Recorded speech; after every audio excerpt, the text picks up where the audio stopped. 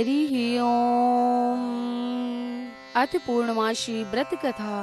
द्वापर युग में एक समय की बात है कि यशोदा जी ने श्री कृष्ण से कहा, हे श्री कृष्ण, तुम सारे संसार के उत्पन्न करता, पोषक तथा उसके संहार करता हो। आज ऐसा कोई व्रत मुझसे कहो जिसके करने से मृत्यु लोक में स्त्रियों को विधवा होने का कोई भय ना रहे तथा वह व्रत सभी मनुष्यों की मनोवांछाओं को पूर्ण करने वाला हो।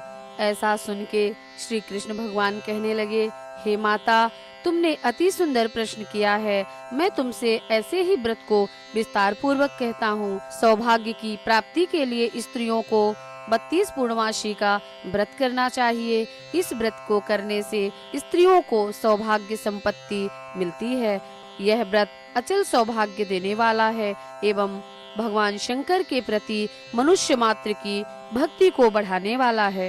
यशोदा जी कहने लगी, हे श्री कृष्ण, सर्वप्रथम इस व्रत को मृत्यु लोक में किसने किया था, इसके विषय में विस्तार पूर्वक मुझसे कहो। श्री कृष्ण जी कहने लगे कि इस भूमंडल पर एक अत्यंत प्रसिद्ध राजा चंद्रहास से पालित अनेक प्रकार के रत्नों से परिपूर्ण कातिका नाम की एक नगरी थी। वहाँ धनेश्वर नाम का एक ब्राह्मण था और उसकी स्त्री अति सुशीला रूपवती नाम की थी। दोनों ही उस नगरी में बड़े प्रेम के साथ रहते थे। घर में धन धान्य आदि की कोई कमी नहीं थी। संतान न होने की वजह से उनको बड़ा दुख था। एक समय एक बड़ा तपस्वी योगी उसी नगरी में आ गया। वह योगी उस ब्राह्मण के घर को छोड़कर अन्य सभी घरों से भिक्षा लाकर भोजन करता।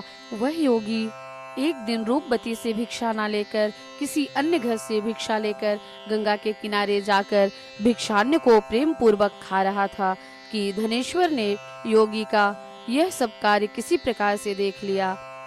अपनी भिक्षा के अनादर से दुखी होकर धनेश्वर योगी से बोला, हे महात्मन, आप सब घरों से भिक्षा लेते हैं परंतु मेरे घर की भिक्षा कभी नहीं लेते, इसका क्या कारण है?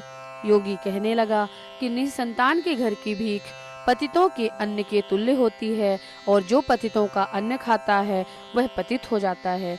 चूंकि तुम निसंतान हो, अतः पतित हो जाने के भय से मैं तुम्हारे घर की भिक्षा नहीं लेता हूँ। धनेश्वर यह बात सुनकर अपने मन में बड़ा दुखी हुआ और हाथ जोड़कर योगी के पैरों पर गिर पड़ा तथा आर्त भाव से कहने लगा, हे महाराज, यदि ऐसा है तो आप मुझे संतान प्राप्ति का उपाय बताओ। आप सर्वज्ञ हैं, मुझ पर अवश्य ही कृपा कीजिए। धन की मेरे घर में कोई कमी नहीं, परंतु मैं निसंतान होने के कारण अत्यंत दुखी रहता हूँ। आप मेरे इस दुख को दूर करें, आप सामर्थ्यवान हैं। यह सुनकर योगी कहने लगा, हे ब्राह्मण, तुम चंडी आराधना करो। घर आकर उसने अपनी स्त्री से सारा वृत्तांत कहा और स्वयं तप के निमित्त वन में चला गया। वन में जाकर उसने चंडी की उपासना की और उपवास किया। चंडी ने 16वें दिन उसको स्वप्न में दर्शन दिया और कहा, हे धनेश्वर, जा तेरे पुत्र होगा, परंतु वह 16 वर्ष की आयु में मृत्यु को प्राप्त हो जाएगा। यदि तुम दोनों स्त्री पुरुष 32 पूर्णमासियों का व्रत विधि पूर्वक करोगे तो वह दीर्घायु हो जाएगा। अपनी शक्ति सामर्थ्य के अनुसार आटे के दिए बनाकर शिव जी का पूजन करना, परंतु पूर्णमासी तो 32 हो जानी चाहिए। प्रातः काल होने पर इस स्थान के समीप ही तुमको एक आम का वृक्ष दिखाई देगा। उस पर तुम चढ़कर एक फल को तोड़कर शीघ्र अपने घर चले जाना। अपनी स्त्री से सारा वृत्तांत कहना। वह ऋतु स्नान के पश्चात स्वच्छ होकर श्री शंकर जी का ध्यान करके उस फल को ले लेगी। तब शंकर भगवान की कृपा से उसको गर्भ हो जाएगा। जब वह ब्राह्मण प्रातः काल उठा तो उसने उस स्थान के पास ही एक आम का वृक्ष देखा जिस पर एक अत्यंत सुंदर आम का फल लगा हुआ था।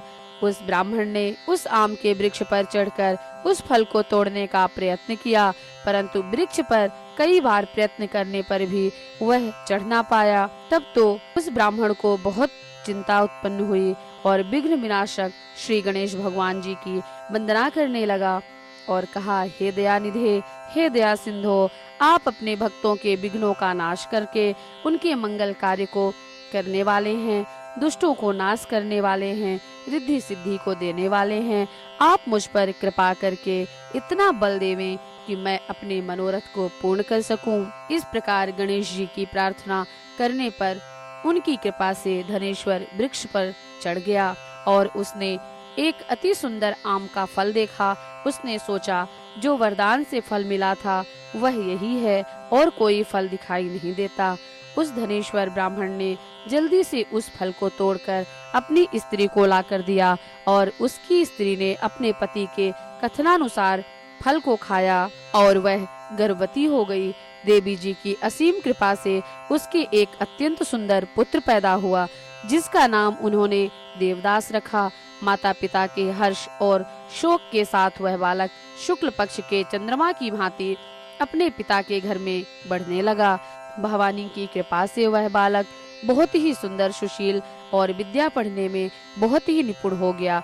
दुर्गा जी की आज्ञा अनुसार उसकी माता ने 32 पूर्णमासी का व्रत रखना प्रारंभ कर दिया था, जिससे उसका पुत्र दीर्घायु हो जाए। 16वां वर्ष लगते ही देवदास के माता पिता को बड़ी चिंता हुई कि उनके पुत्र की इस वर्ष मृत्यु ना हो जाए। इसीलिए उन्होंने अपने मन में विचार किया कि यदि वह दुर्घटना उनके सामने हो गई तो वे इसे कैसे सहन कर सकेंगे। अस्तु उन्होंने देवदास के मामा को बुलाया और कहा कि हमारी इच्छा है कि देवदास को 1 वर्ष तक काशी में जाकर विद्या अध्ययन कराओ और हम उसको अकेला भी नहीं छोड़ना चाहते, इसीलिए उसके साथ तुम चले जाओ और 1 वर्ष बाद इसको वहां से लौटा ले आना। सब प्रबंध करके उसके माता पिता ने काशी जाने के लिए देवदास को एक घोड़े पर बैठाकर उसके मामा को उसके साथ कर दिया, किंतु यह बात उसके मामा या किसी और से नहीं कही। धनेश्वर ने पत्नी के साथ अपने पुत्र की मंगल कामना तथा दीर्घायु के लिए भगवती दुर्गा की आराधना की और पूर्णमासियों का व्रत करना आरंभ कर दिया। इस प्रकार बराबर 32 पूर्णमासी का व्रत पूरा हुआ। कुछ समय बाद एक दिन वह दोनों मामा और भांजे मार्ग में रात्रि बिताने के लिए किसी ग्राम में ठहरे हुए थे। उसी दिन गांव में एक ब्राह्मण की अत्यंत सुंदरी, सुशीला, विदुषी और गुणवती कन्या का विवाह होने वाला था। जिस धर्मशाला के अंदर वर और उसकी बारात ठहरी हुई थी, उसी धर्मशाला में देवदास और उसके मामा भी ठहरे हुए थे। संयोगवश जब कन्या को तेल आदि चढ़ाकर मंडप आदि का सारा कृत्य किया गया तो लग्न के समय वर को धनुर्वात हो गया। अस्तु वर के पिता ने अपने कुटुंबियों से परामर्श करके निश्चय किया कि यह देवदास मेरे पुत्र जैसा ही सुंदर है, मैं इसके साथ ही पूरा लग्न करवा देता हूँ और बाद में विवाह के अन्य कार्य मेरे बेटे के साथ हो जाएंगे। ऐसा विचार कर देवदास के मामा से जाकर बोला कि तुम थोड़ी देर के लिए अपने भांजे को हमें दे दो, जिससे विवाह के लग्न का सब कृत्य सुचारू रूप से हो सके। तब उसका मामा कहने लगा कि जो कुछ भी मधुपर्क आदि कन्यादान के समय वर को प्राप्त होंगे वह सब आप हमें दे देना, तो मेरा भांजा इस बारात का दूल्हा बन जाएगा। यह बात वर के पिता को स्वीकार कर लेने में कोई परेशानी नहीं हुई। फिर उसने अपना भांजा वर बनाने को भेज दिया और उसके साथ विवाह कार्य सब रात्रि में विधि पूर्वक संपन्न हो गया। पत्नी के साथ वह भोजन ना कर सका और अपने मन में सोचने लगा कि ना जाने यह किसकी स्त्री होगी। वह एकांत में इसी सोच में गर्म श्वास छोड़ने लगा। उसकी आंखों में आंसू भी आ गए। तब बधू ने पूछा कि क्या बात है, आप इतने उदासीन व दुखी क्यों हो रहे हैं। तब उसने सब बात जो वर के पिता व उसके मामा में हुई थी उसने बतला दी। तब कन्या कहने लगी कि वह ब्रह्म विवाह के विपरीत कैसे हो सकता है। देव, ब्राह्मण और अग्नि के सामने मैंने आपको ही अपना पति बनाया है, इसीलिए आप ही मेरे पति हैं। मैं आपकी ही पत्नी रहूंगी, किसी अन्य की कदापि नहीं रहूंगी। तब देवदास ने कहा, ऐसा मत करिए, क्योंकि मेरी आयु बहुत छोटी है, बहुत थोड़ी आयु है। मेरे बाद आपकी क्या गति होगी, पहले इन बातों को अच्छी तरह से विचार लो। परंतु वह दृढ़ विचार वाली थी। बोली कि जो आपकी गति होगी वही मेरी भी गति होगी। हे स्वामिन, आप उठिए और भोजन करिए, आप निश्चित ही भूखे होंगे। इसके बाद देवदास और उसकी पत्नी ने भोजन किया तथा शेष रात्रि भर वे सोते रहे। प्रातःकाल 4 बजे देवदास ने अपनी पत्नी को 3 नगों से जड़ी हुई एक अंगूठी दी, एक रुमाल दिया और बोला, हे प्रिय, इसे ले लो और संकेत समझकर स्थिर चित्त हो जाओ।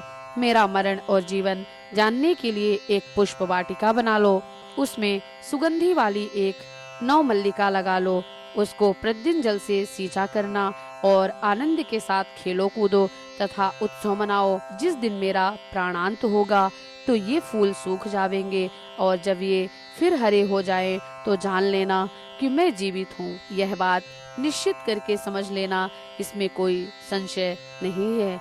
यह समझाकर वह चला गया। प्रातः काल होते ही वहाँ पर बाजे बजने लगे और जिस समय विवाह के कार्य समाप्त करने के लिए वर तथा सब बाराती मंडप में आए तो कन्या ने वर को भली प्रकार देखकर अपने पिता से कहा कि यह मेरा पति नहीं है, जिसके साथ रात्रि में मेरा पाणी ग्रहण हुआ था, इसके साथ मेरा विवाह नहीं हुआ है।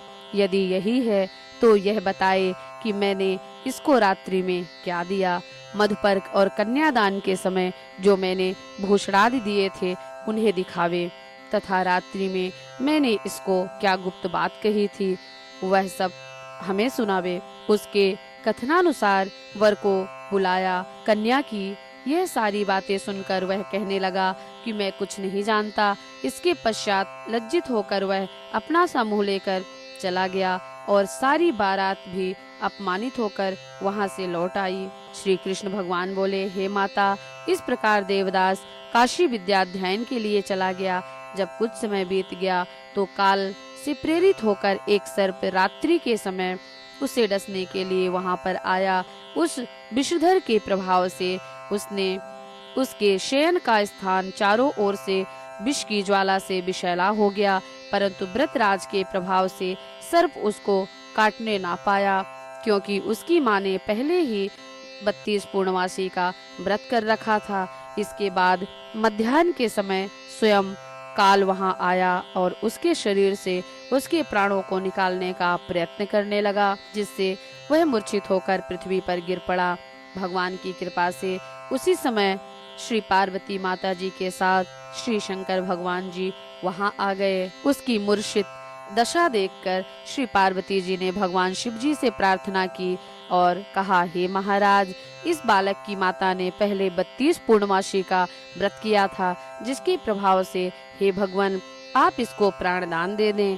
भवानी की कहने पर भक्त वत्सल भगवान श्री शिव जी ने उसको प्राणदान दे दिया। इस व्रत के प्रभाव से ही वह मृत्यु से छूटा और वह स्वस्थ होकर बैठ गया।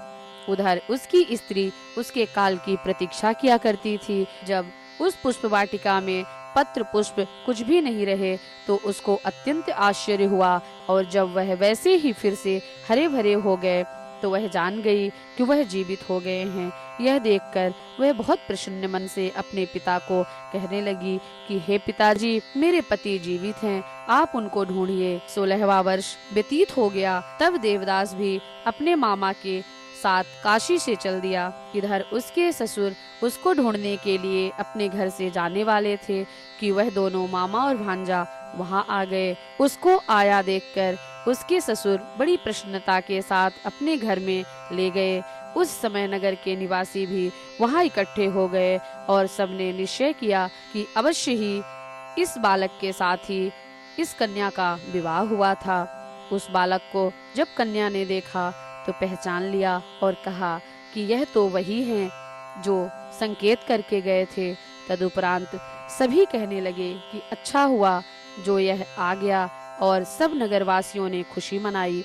कुछ दिन पश्चात देवदास अपनी पत्नी तथा मामा के साथ अपने ससुर के घर से बहुत सा दान दहेज में लेकर अपने घर के लिए चल दिया। गांव में आने पर तो कई लोगों ने उसको देखकर उसके माता पिता को पहले ही जाकर खबर दे दिया कि तुम्हारे पुत्र देवदास अपनी पत्नी और मामा सहित आ रहे हैं। ऐसा समाचार सुनकर पहले तो उन्हें विश्वास नहीं हुआ, किंतु जब और लोगों ने भी आकर उनकी इस बात का समर्थन किया तो उनको बड़ा आश्चर्य हुआ। थोड़ी देर में देवदास ने आकर अपने माता पिता के चरणों में अपना सिर रखकर प्रणाम किया और उसकी पत्नी ने भी अपने सास ससुर के पैरों को स्पर्श किया। तो माता पिता ने अपने पुत्र वधुओं को अपने हृदय से लगा लिया और दोनों की आंखों से प्रेम के अश्रु बह चले। अपने पुत्र और पुत्र वधू के आने की खुशी में धनेश्वर ने बड़ा भारी उत्सव किया और ब्राह्मणों को बहुत सी दान दक्षिणाएं देकर प्रसन्न किया। श्री कृष्ण जी कहने लगे कि इस प्रकार धनेश्वर 32 पूर्णमासियों के व्रत के प्रभाव से पुत्रवान हो गया। जो भी स्त्रियां इस व्रत को करती हैं वे जन्म जन्मांतर में वैधव्य का दुख नहीं भोगती और सदैव सौभाग्यवती रहती हैं। यह मेरा वचन है। व्रत में कोई संदेह नहीं जानना। यह व्रत पुत्र पौत्रों को देने वाला तथा संपूर्ण मनोकामनाओं को पूर्ण करने वाला है। 32 पूर्णमासियों के व्रत करने से व्रती की सभी इच्छाएं भगवान शंकर जी की कृपा से पूर्ण होती हैं। श्री पूर्णमासी व्रत कथा संपूर्णम। ओम नमः शिवाय।